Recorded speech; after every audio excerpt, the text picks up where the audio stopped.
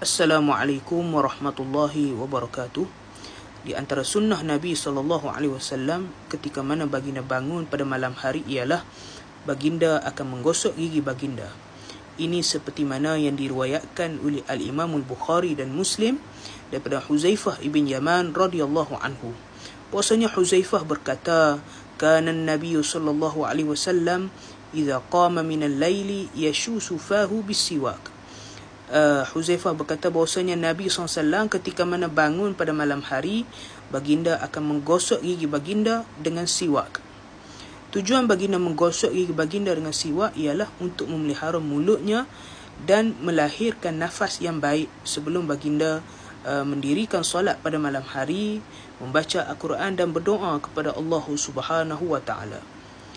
Sunnah memberus gigi ataupun bersiwak ini merupakan salah satu sunnah yang dititik beratkan oleh Nabi SAW pada kebanyakan waktu, dan di antara waktunya ialah waktu pada malam hari ketika bertahajud kepada Allah Subhanahu wa taala.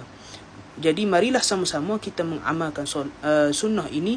Moga-moga Allah Subhanahu wa taala merahmati kita semua, insya-Allah. Wallahu a'lam.